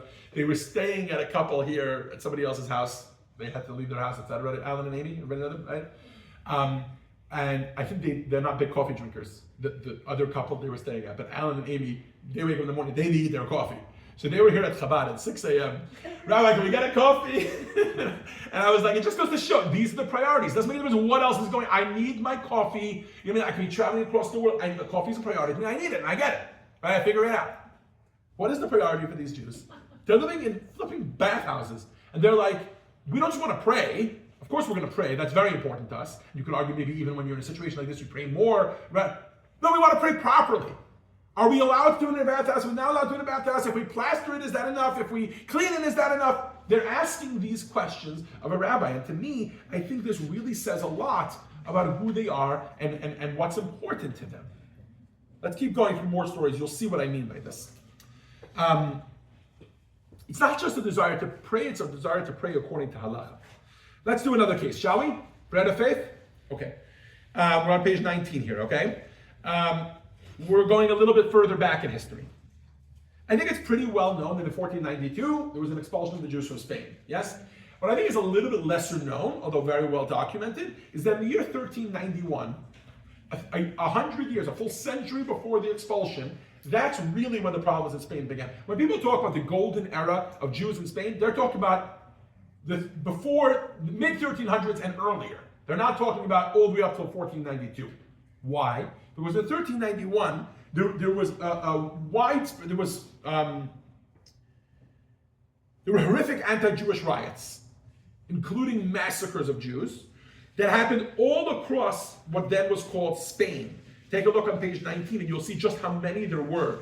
They claimed the lives of thousands and thousands of Jews. And that is, and there were lots of forced conversions during that time. That's when the forced conversions really began. Okay, the Christian persecution of the Jews begins in 1391. Okay, what else begins immediately as soon as forced conversions begin? Anybody? Use whichever word you want. Moranos, conversos, crypto Jews, whatever the word is, right? Jews who are like, okay, this is not going to work. We'll pretend to convert on the outside. We'll just stay Jews undercover, right? Okay. Now, this is not all Jews. There are Jews who managed to flee. Among those Jews who managed to flee is a rabbi whose name is Rabbi Shimon Duran. Okay? Rabbi Shimon Duran flees in 1391, passes away in 1444. He flees to Algiers actually. He passes away in 1444, and his son, Reb Shlomo Duran, takes over the rabbinic leadership, and Rabbi Shlomo Duran passes away in 1467. The story we're going to talk about now happens somewhere between 1444 and 1467. Okay, we don't know exactly when, but somewhere in that neck of the woods. What happens? You have all these Jews that are practicing Judaism in secret, and now they have a question. Okay, hold on. Who comes to Rabbi Shlomo Duran? Some Algerian Jews. Well, Algerian. They're Spanish Jews who fled to Algeria, or to Algiers, and now they have a question that they're obviously in touch with their relatives and friends that are still living in Spain, pretending to be Christians, but really Jews, really keeping Judaism alive, and they have a question for the rabbi. What is that question? Passover is approaching. And how can we keep Passover while pretending not to keep Passover? Why? For those of you that are familiar a little bit with that era, the Spanish Inquisition was a very, very thorough machine. They had incentive systems for Christian Gentiles who were doing business with Jews. It was you didn't tell anyone you were Jewish. You didn't even let off signs to anyone that you were Jewish. Why? Because then they would report you, and there were incentives and religious incentives and spiritual incentives that they would say, oh, there's nothing like turning in a Jew and bringing him to the Savior and da. We're all familiar, generally speaking, with the plot line. Yes? Okay. So Passover provides a very, very unique challenge. Why? Putting on tefillin. Listen, nobody watches you every single hour of the day. You don't put them on the same time every day. You find a different time. You don't download a minion. You figure out how to do it and whatever, and you only trust the people that you trust, and you do it quietly in your little corner and nobody knows. Shabbos candles, same thing, right? Either you pretend like it's some other candles that you're lighting and you do other things together with it, or you make sure to do it in secret, whatever, right? Pesach is an 8-day holiday. And over those 8 days, you're not allowed to bake bread, you're not allowed to eat bread, you're not even allowed to, none of it, right? Not even allowed to own bread. It's a very glaring omission from what everybody else is doing. So if anybody is looking out to see for a Jew, you just see him acting in this manner and you're like, gotcha. So what's the problem? They're trying to figure out, we still want to keep Passover. We're not going to be able to keep Passover. We're going to have to do this in a weird way. We're going to have to eat bread. What type of bread can we eat that maybe is like lesser chametz? That's not exactly violating Passover. That's their question. Sonia, if you can read it for us, please. It's text 6. This is from Rabbi Shlomo Duran, otherwise known as the Rashbash. I was asked about those conversos whose hearts are directed toward heaven and who strive to observe the mitzvot to the best availability. How can they eat during Passover in a way that avoids violating the severe prohibition of chametz? For them, refraining from all foods typically avoided by Jews on Passover is not practical. Even if they limit themselves to eating rice and similar foods, they fear being accused by Christians of maintaining their ancestral customs, as rice is commonly prepared in every Spanish Jewish home during Passover. This fear weighs heavily on them. Some of these distressed and anguished individuals have asked whether there are grain-based foods that Jews traditionally avoid on Passover that could be permitted in their unique circumstances. This is a fascinating question, okay? And as before, I'll give you the answer in very brief, but I really want to talk much more about the question, okay? The answer that Rabbi Duran gave was, yes, there are things that you can do. He mentioned, he gave the idea, this is a few months before Passover, he gave the idea, maybe bake your matzah now, grind it up so it looks like flour, but it's really matzah meal, and then you can mix that with water and make bread with that, but actually it's not 100% allowed. They would traditionally avoid it, right? But in theory, it'll look like you're eating bread on Pesach, and then that was one option. Another thing which is traditionally avoided on Pesach, which is called matzah ashira. Matzah ashira means rich matzah. Essentially, it's flour and any sort of fruit juice, but 100% fruit juice, no water at all, only fruit juice. You mix those two together, and it doesn't make bread, but it makes like a richer matzah, more like a tortilla or something like that, whatever. Okay, maybe they could have gotten away with eating that and looking like they're eating bread over the holiday. He had other solutions as well, and they were likely passed back through letters to those Jews. There's so much to unpack here, though. That's the answer. You can look that up in the rulings and resolution section at the end. Beautiful. Here's what I really want to talk about. First of all, I think we gotta say that this letter was written in code. I don't know how you can write a letter at a time when letters were like, I don't think they had maybe they had seals, whatever, but it had to be sent with the post, it had to be sent overseas. There's such a risk of somebody else reading the letter, and you're writing about literally Jewish customs and how to keep Jewish customs. I don't know how they got that message to their relatives in order to ask that of Rabbi Shlomo Duran, but you got to think that was a risk number one. Just asking the question was risky. Number one. Number two, I think it's very clear from the way that they're asking the question that they are aware that they don't need to keep Passover. Anybody else with me here? There's only three mitzvot that a Jew puts his life in danger for, right? Murder, illicit relationships, and avodah zarah, and idol worship, right? Passover is not one of them. And they seem to be aware of that. They're like, okay, we know we're not going to be able to keep Passover. So what is this insistence of just keeping it as much as possible?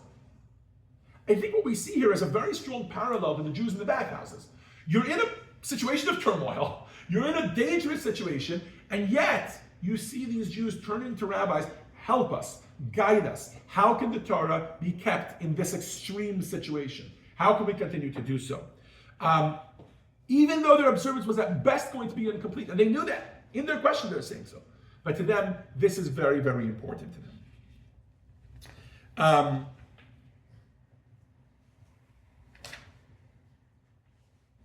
I think some of us are imagining, okay, fine, all right, so they'll have matzah that looks a little bit different than my matzah, but they'll still be sitting in their house with the lights on and all the kids sitting around the table and asking the 4 questions. And they most likely were not having a seder.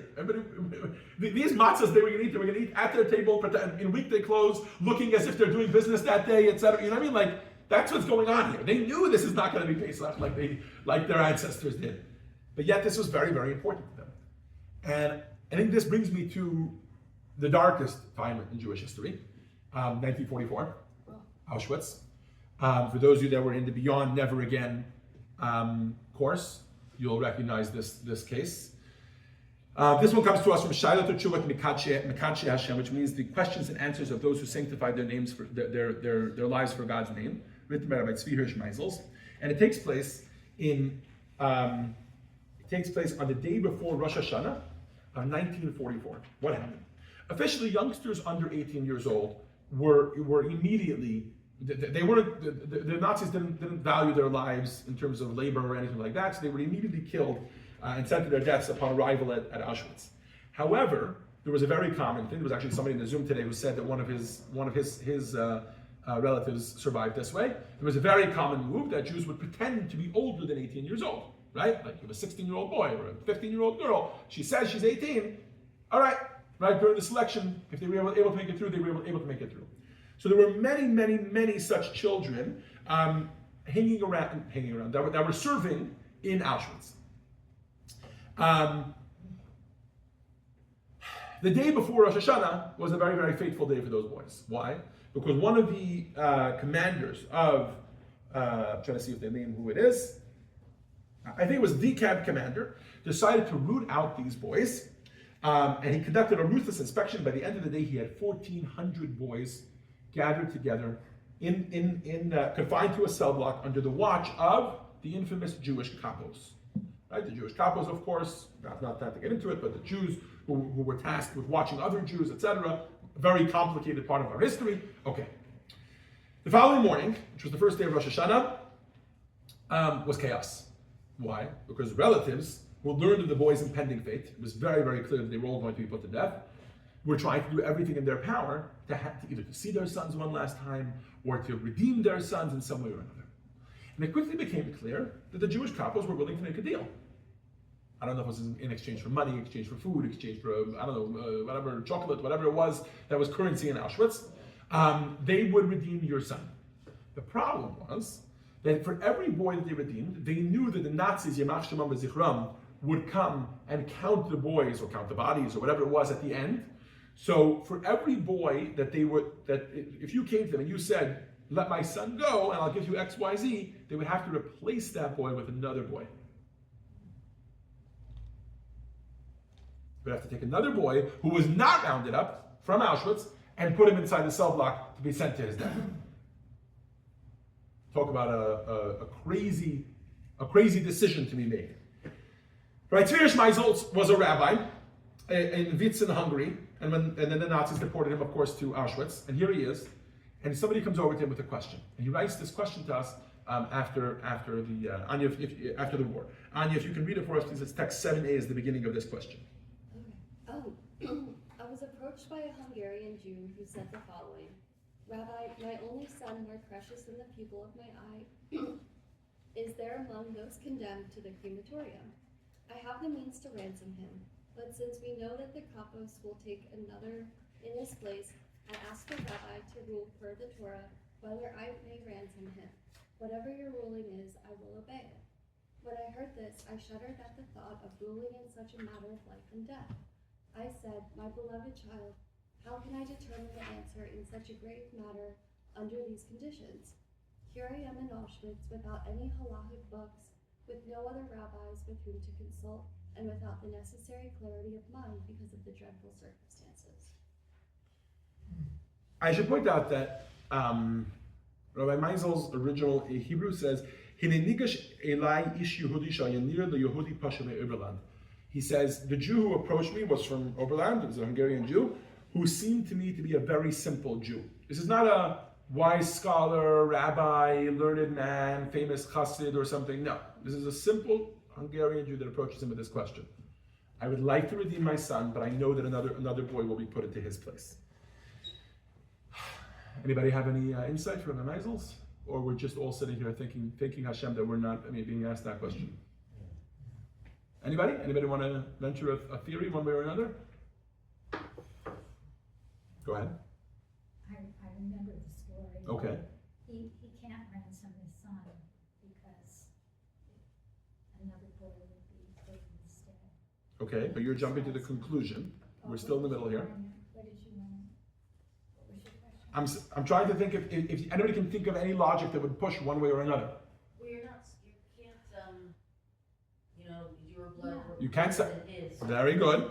So the first thing that Rabbi Meisels thinks about is the statement from Tractate Psachim in the Talmud, which says, what makes you think that your blood is redder?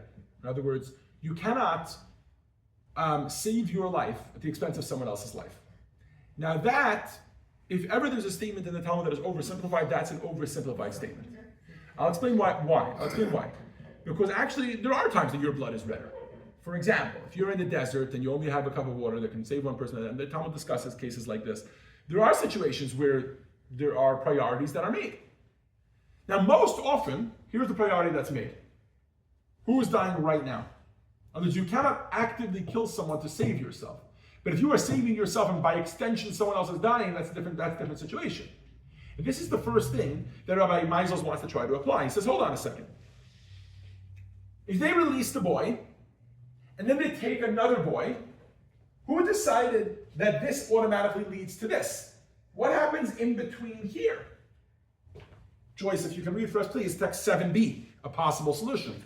Had the practice of the wicked couples been to release the redeemed individual first, and only then to take another in their place, there might have been some basic to permit the deal. After all, the couples were themselves Jew, and according to Halacha, it is certainly forbidden for them to actively place another person who was not originally selected into mortal danger. According to the Torah, one must choose death rather than violate the prohibition of being an accomplice to murder. Therefore, one could have argued that it is not certain that they would replace the redeemed person with another, as they might, at the last moment, be stirred by their Jewish conscience to not commit such a great sin. Pause 1 second. In other words, he's suggesting the following. Maybe, if we split this into a two-step process, the father can ransom his son and say, listen, first of all, obviously he doesn't know which boy they're going to take. But also maybe we can say, maybe he doesn't even know if they're going to take a boy at all. These are Jews after all. Maybe they'll have a moment of humanity, a moment of teshuvah in between, and they won't take another boy. And if they do, is that my fault? In other words, that's the next step. I'm saving my son, and then something else is happening later. Yes, the two are very much interlinked, but maybe I can say, all right, that's up to Hashem, that's up to whatever. I'm doing my part to save my son, and the next step is a separate point. The problem is that was not the way they were acting. Go ahead, Joyce. However, to my great sorrow, I learned that the couple's practice was to first take another youngster from the camp and only afterward release the redeemed individual. This ensured that they would not lack the requisite number of individuals demanded by the SS for which the couples were held accountable. in other words, it wasn't release the boy and then take another. Rather, they were first taking another and then releasing the boy. In other words, the father would have to pay the bribe or whatever it is. Then they would go and find a new boy, take him, and only then would they release the boy.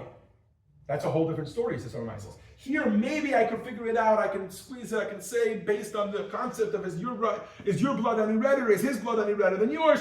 Okay, maybe we can figure that out. But if there's a boy actively being, I really don't know what I can do, right? So the question on the table essentially is, can a father in Auschwitz save his son in exchange for the life of another Jewish boy? And Rabbi Meisels was very uncertain. Let's see how the story ends, shall we? Marilyn, if you can read for us, please, text 7c. However, the man, overcome with tears, continued begging me and said, Rabbi, you must give me a definite answer, as this is a pressing question while there is still time to save my only son's life. And I was pleading with him, my dear and beloved Jew, please, I beg you to cease asking me this question. I cannot give you an answer without consulting sources, especially under these terrible circumstances. The father responded, Rabbi, this means that you cannot permit me to ransom my only son. So be it. I accept this judgment in love. I continued to implore the man, and I protested his conclusion. Beloved Jew, I did not say that you could not ransom the child. I cannot rule either way. Do what you wish, as though you had never asked me. He continued to urge that I give him a clear answer, but seeing that I was not about to render a halakhic ruling, he said with much emotion, Rabbi, I have done what the Torah has obligated me to do. I have asked a question of a rabbi, and there is no other rabbi here. If you cannot tell me that I may ransom my child, it is a sign that in your mind you are not certain the halakha permits it. Or if you were certain that it is permitted, you would unquestionably have told me so. Your invasion is tantamount to a clear decision that I am forbidden to do so by halakha. All my attempts to persuade him not to place responsibility on me and to act as though I never heard the question were completely in vain. In other words, the father took the evasion as a prohibition. If you cannot figure out a way to actively allow me to do this, then that means you have no base. And Ramaisel's like, but I don't have my books. Maybe I'd be able to find one if you live it. He's like, no, I'm taking that as my halakha decision. Ramaisel's like, don't blame it on me. I don't know if that's like his son's life, literally on the line here, right? Essentially, what happened here is as follows. If rabbis provide an answer based on their sage wisdom and good instincts and life experience, then Rabbi Meisels would have been able to provide an answer one way or another, and I mean, whatever he does, he does. The difference is, as we're going to learn in the subsequent lessons, that there's a system, there's a method to this madness. There's a system that you're supposed to do. You consult the Talmud, and you consult the Torah, and you look up relevant sources, and you do your due diligence, and you gather all the facts of the case, and you try to think about it from multiple angles, etc. And then you tell them, to the best of your knowledge, what the Torah would tell you to do in this situation. When a person comes to a rabbi, when a Jew comes to a rabbi with a question, they're not saying, Rabbi, give me your best advice. They're saying, what would the Torah tell me to do in this situation?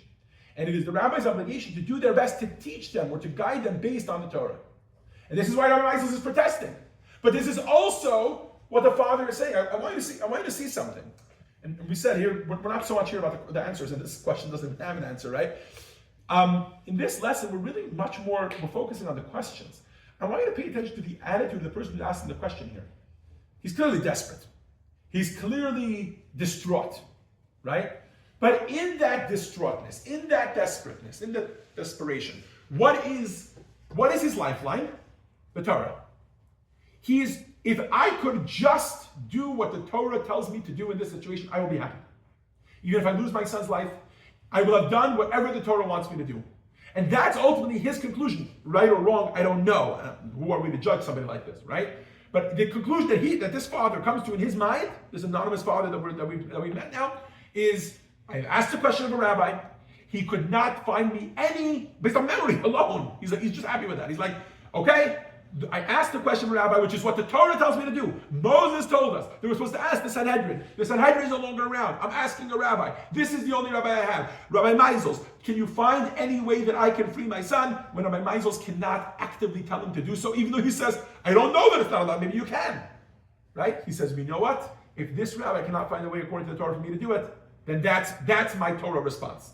Now, I don't know that he's right in saying that. But I think it says a lot about him. It says a lot about what his values are, about what's important to him, right? It says that all he's looking for, you know what it reminds me of? In the prayer that we say when we lift the Torah, right? We say, Eitz Chaim Hi Lamachazikim Ba, which means it is a tree of life for those who cling to it. And I almost never translate it that way. Cling to it sounds like a strange word. I usually say to those who hold fast to it, to those who abide by it, which is usually paraphrasing. But the true term, machazikim ba, means you're holding on to it strong, as if like you're about to go down, and it's your last. And this man, this father, strikes me as that. He strikes me as someone who is desperate, and he knows that as a Jew, the Torah is what he holds on to. So if I can just hold on to the Torah in this crazy, warped, insane world that I'm living in, where there's insane decisions to be made, if I can just somehow hold on to Torah, that will get me through it. Now, whether this is what the Torah wants him to do or not is a different question. By the way, there's a whole appendix at the end, Appendix A, in the back of your books, which Rabbi Meisels, after the war, he survived the war, Rabbi Meisels, I don't know about the father, but he added relevant sources that might have been relevant to answer this question. Obviously this was quite an ordeal for him to live through. So after the fact, when he did have his books, he did his best to do his due diligence and see what he would have answered if he had all the books. And whatever, and there's all sorts of discussion back and forth, whatever. I don't know if that's even relevant to our conversation. To me, it says much more about the questioner. Yes, Rachel. I think what's interesting is that both the rabbi and the father want the process to occur. Exactly. They don't necessarily, one doesn't know the answer, they both don't know the answer, but he wants the rabbi to go through the process. I think that's exactly what we're trying to point out here. Because right now the process to us is a mystery. We haven't discussed the process. That's going to be lessons 2 through 5, right? But clearly they both believe in the process. They're both like, this is the way a Jew does something. And by the way, till today, most religious communities, that's what people do. If you have a real question, you call a Rav and you ask. I remember we just discussed this in a recent Mensch at Work class, right? Where I had a question that I was being offered a job for somebody who was going to be fired from a position. They called me up to say, hey, we're going to fire this person from this position, and we want you to take his job. And I was like, I'm not so sure that's allowed according to the Torah. And I needed to find out from them the fact. I called a Rav, I called a rabbi, and when I called the rabbi, he first wanted to know the facts. Are they firing him anyways? Is it only because you're able to take his position that they're firing him? This is what a Jew does. A Jew calls a Rav. You call the rabbi. I'm in a situation. I don't know what the Torah would want me to do in this situation. You call a rabbi. That's the system the Jews have in place. And yes, I think what you're pointing out is a very true point. For some reason, they both trust this process tremendously. I don't know if trust is even the right word. They believe that God wants them to follow this process. Yes, Benjamin. So, but they also, when the father asks the questions, from his point of view, ethically, this is probably not correct. What do you mean? I mean, he understands that he cannot make a decision. Oh, yeah. It's very clear to him that this is... So he would not ask the question if basically it was obvious, Yeah. correct? And it could be argued that to some parents, it wouldn't have been a question. Right. They would have just been blinded. This is my child. And I don't know that I could blame them as parents. If you did not answer, there's another question he could have asked. Yeah. Okay? If I have money to ransom a child, Right. do I have the right to ransom my child? Right. Versus another child. Another child. Yeah, exactly. Right? You could have asked that Yeah. question too. That was not his question. Or I think even better question is, he could have not asked any questions. He could have just done whatever his gut or his heart felt like. But to him, he realized that if there's a situation where you're going into and that's a little bit ambiguous, the Torah provides answers. Let me ask a rabbi. And by the way, later on in today's lesson, we're running a little over time, I hope that's okay. We need another 5-10 minutes if that's okay. Later on in today's lesson, we're going to talk about, forget the rabbi title, just the value of asking someone else, another person, period. Because the moment you go from you making the decision to somebody else making the decision, 90% of the issues go away. Because 90% of the issue in most situations is your bias. In this case, because it's my child, whatever, but in whatever, or if it's my business and my money and whatever it is, you're biased to an answer. And we all know before we ask somebody else for advice what we want them to say, right? But the reason we ask somebody else, and then, okay, in addition to we ask a rabbi for Torah perspective, etc. But the reason we do that is because first, the reason that we first of all ask someone else is because when you ask someone else, you're getting an outside opinion that's objective and not subjective, like yours. Okay. Can we hold this question after class? Because we're really ready. Go ahead. Yeah, go ahead. It's my question. He was a very special man. Oh, this father. He was Not a even a very question. special Yeah. man because he, like he said, he didn't really have to ask anyone. He could have just done. On many levels, he's a special person. He's a special person even just, But he was struggling because he wanted, there was so much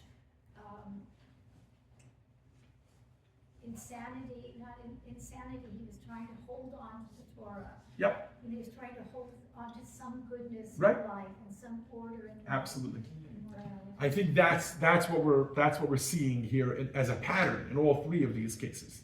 Now, to really drive this home, I want to do something fun, which is going to contrast this very, very much. Okay, so to contrast these Jews that are holding fast, their whole life revolves around the Torah, that in these desperate and crazy situations they're devoted to the system that the Torah puts in place.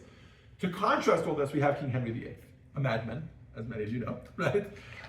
And believe it or not, there's this situation in which King Henry VIII sends to a rabbi to ask him a question. Okay, now before we read the question, I need to tell you about Yibum. Okay, what is Yibum? Yibum is a law in the Torah, which basically goes like this. There is a previous law in the Torah, which is that a person cannot marry their brother's wife. You're like, okay, that's obvious. No. Even if the brother died, even if the brother divorced the wife, you cannot go and marry that woman. It's on the list of forbidden relationships, prohibited relationships that a person is allowed to have. Okay, fine. There is one exception. What happens? If the brother dies childless, then the whole law reverses itself. In English, they call this a levirate marriage. I don't know why. Instead of it being a prohibition for him to marry or sleep with his brother's wife, it becomes a mitzvah for him to. He should marry his brother's widow, and he should build a family with her in order to preserve the name of the family. Build up the name of the family. Okay. No. In a crazy scenario, King Henry VIII sends, it seems through a priest whose name was Signor Francisco Cortizo, he sends text 8. And we have this, by the way, from the British Library. It has the date January 30th, 1530. A shut, a responsa, from Rabbi Yaakov Raphael Piano in the 16th century. He was from Modena, Italy. And he opens the letter as follows. Jeff, if you can read for us, please, text 8.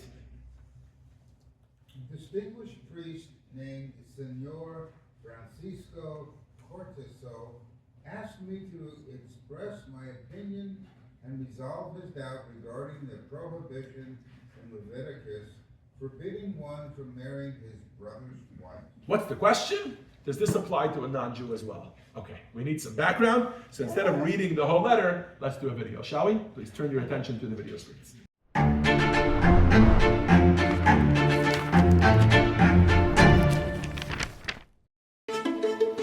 This is a surprising tale of a political and religious upheaval that sent shockwaves across Europe in the 16th century, a saga that led to England breaking away from the Catholic Church. It is the story of King Henry VIII of England and his infamous Great Matter. In 1530, King Henry sought to annul his marriage to his queen, Catherine of Aragon, the daughter of King Ferdinand and Queen Isabella of Spain.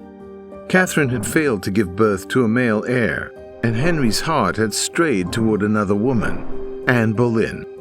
Catholicism does not allow for divorce, but it permits marriage annulment, whereby the Church declares that a marriage was not valid to begin with. For a king, however, an annulment had to be sanctioned by none other than the Pope. And that is where Henry ran into a brick wall. Pope Clement VII refused to provide a marriage annulment. Why was the Pope opposed to the annulment?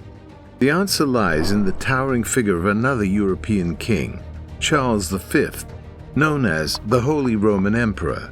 Just 3 years prior, in 1527, Charles captured Rome, effectively turning the Pope into his puppet. Charles had no intention of allowing the Pope to annul Henry's marriage to Catherine because Charles's mother Joanna was Catherine's sister. Charles knew that his Aunt Catherine wished to remain Queen of England. Charles therefore used his immense influence over the Pope to create a formidable obstacle for Henry. Henry was undeterred. He and his advisors crafted a strategy that would pressure the Pope to grant the annulment. Their plan was to argue that Henry's marriage to Catherine was immoral and had to be annulled. Their reasoning? Catherine had previously been married to Henry's older brother, Arthur. Back in 1501, Catherine married Arthur, the heir to the English throne. Their marriage was arranged by their parents, creating a powerful alliance between Spain and England. Tragically, Arthur died just months later, and his short-lived marriage to Catherine yielded no offspring. To preserve the alliance, Catherine was subsequently married to Arthur's younger brother Henry in 1509. Their marriage required a special papal dispensation, because marrying a deceased brother's widow was rare and controversial in Catholicism. Henry's team now sought to exploit this unorthodox history to pressure the Pope into annulling the king's marriage. They did so by gathering testimonies from various scholars, claiming that marrying a brother's widow was a grave sin. It should not have been allowed to begin with. Curiously, they also hoped to approach Jewish authorities for support. The problem with consulting the Jews was that England had expelled all of its Jewish subjects some 240 years earlier, in King Edward's 1290 Edict of Expulsion. King Henry therefore dispatched a close confidant, Richard Croke, to Italy. His mission, to secure evidence from prominent Jewish scholars that marrying a brother's widow was a grave sin. The challenge with this endeavor lay in the fact that while the Torah forbids a man from marrying his brother's widow, Deuteronomy explicitly carves out an exception. If a man dies childless, it is a mitzvah for his brother to marry the widow to establish a legacy for the deceased. This is called yibum, or levirate marriage. Henry's marriage to Catherine seemed like a straightforward case of permissible yibum. Richard Croke's plan, as revealed by the letters he wrote during his mission in Italy, was to enlist rabbis who would limit the scope of the mitzvah of yibum, making it inapplicable to Henry. For instance, he sought rabbis who would rule that yibum was only a mitzvah if the husband died during the betrothal, but that yibum was forbidden if the husband died after consummating his marriage. He also sought rabbis who would testify that yibum was only permissible for Jews, but not for non-Jews. Ultimately, Henry's research project was in vain. The Pope wasn't about to change his mind. Seeing that he was unsuccessful in securing an annulment from the Vatican, he chose to break away from the Catholic Church and to establish the Church of England. On May 23, 1533, Henry's newly appointed Archbishop annulled his marriage to Catherine, and Henry crowned Anne Boleyn as his new queen. For the Jewish people, this historical episode marked a rare moment in which a Gentile monarch sought guidance from Jewish wisdom.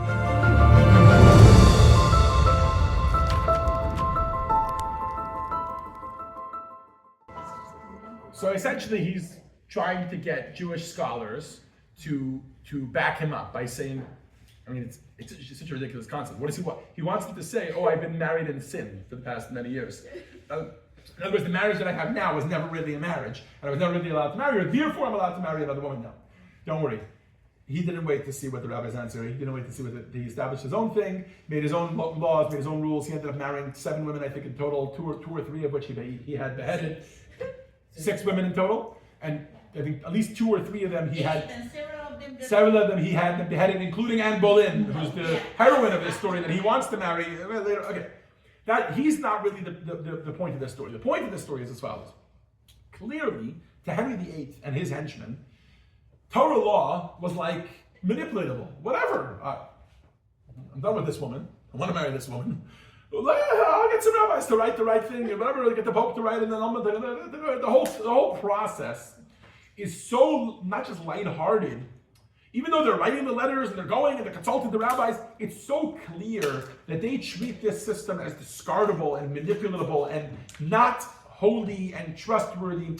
Who was it? I think it was Rachel that mentioned how they trust the process. Here, clearly the process is like such a last-minute thought, which I think stands in, it's like such a study of contrasts. This question is essentially an attempt to weaponize Jewish law.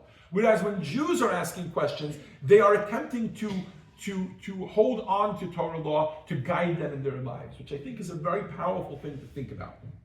Okay, so where does all this leave us? I'll tell you where it leaves us. I'll tell you where it leaves me at least. There's some lessons I think that we can take from all of this. When I think about Jews who are, for example, fleeing from their homes and sleeping in bathhouses and asking if they can pray in a bathhouse, I think about the fact that sometimes I'll be on the couch, listening to a Torah class, you know what I mean, in my ears, or whatever, or like a Torah podcast or whatever it is, maybe an interview or whatever, and I need the bathroom, and I get up and I go to the bathroom, and like sometimes it only occurs to me halfway through that it's still playing in my ear, and I'm like, that's not very appropriate. Here you have people they're in extreme situations, they're trying to make sure to keep the Torah properly. What does that say about our day-to-day lives? Are we as careful about davening every single day? Are we as aware of our davening and our as they are with praying in a bathhouse? Are we as in tune with it? Right? Let's go back to the other situation, one about Passover. Do we take Passover that seriously? Or are we like, whatever, I ate matzah on the first day of Passover, so I'm good, right? Or are we like them that we also take these things seriously? We also care for the details of Judaism. Not in the extreme situations. Thank God we're not in the extreme situations. Okay, some of us have to flee our homes for a short period. Baruch Hashem, everybody here is settled in one way or another. Hashem should help with the rest of you are settling for those that are still rebuilding, etc. That everything should go smooth.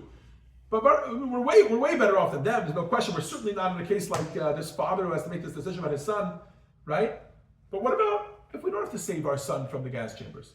Are we thinking, for example, about the way we talk to our children when we don't need to put another son on the thing? Are we thinking about the sensitivity of another human being? There's so many lessons that we can take about when these Jews. I always like to say these Jews didn't become heroes of their story.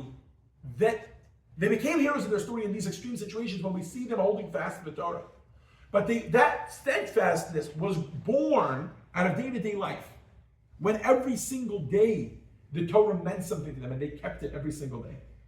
And I think that's the lesson that we can think about. When we see these questions at the most difficult times, and they demonstrate this unshakable faith that no matter what comes their way, etc., etc., etc., it makes me think of, can we hold fast to our Judaism on a day-to-day basis, on the regular in and out? I'll leave you with that question, and with this we'll conclude our first lesson. Lesson 1. Dispatches of Devotion. 1. The Torah library encompasses an array of genres, each with its own rhythm and character. Among them, She'ilot Uteshuvat, Responsa, stands as a distinct and treasured category of halachic case law, offering vital insights into the deliberative process of rabbinic rulings. 2. Beyond its legal significance, Responsa literature serves as a vital lens into Jewish history. Notably, it illuminates how the Torah was the lifeblood of Jewish communities across diverse eras and settings. 3. The emergence of Responsa literature was driven by the deeply rooted Jewish desire to forge a relationship with God through meticulous mitzvah observance and the Torah's directive to seek halachic guidance in times of uncertainty. 4. A question from 18th century Algiers demonstrates the unwavering resolve of Jews to maintain the sanctity of prayer according to halacha, even in the face of adversity. 5. A 15th century inquiry regarding Passover foods reveals the courage of crypto-Jews who sought rabbinic guidance despite the immense risks, even when complete observance was not feasible. 6. A heart-wrenching question posed by a father during the Holocaust epitomizes a profound commitment to moral clarity, even amid the abyss of rampant brutality. 7. In stark contrast, a responsum tied to King Henry VIII's Great Matter showcases a misuse of halacha, where its teachings were weaponized for self-serving purposes, sharply diverging from the attitude apparent in the other cases. 8. The extraordinary stories in the Responsa literature challenge us to pause and re-examine our level of commitment, precision, and sacrifice for our value system. Thank you all for joining us for Lesson 1. This has been Dispatches of Devotion. I look forward to seeing you all next week for Lesson 2, which is titled Torah in the Trenches, when we're going to begin to unpack the process of how rabbis go about answering these questions. See you all next week. Thank you.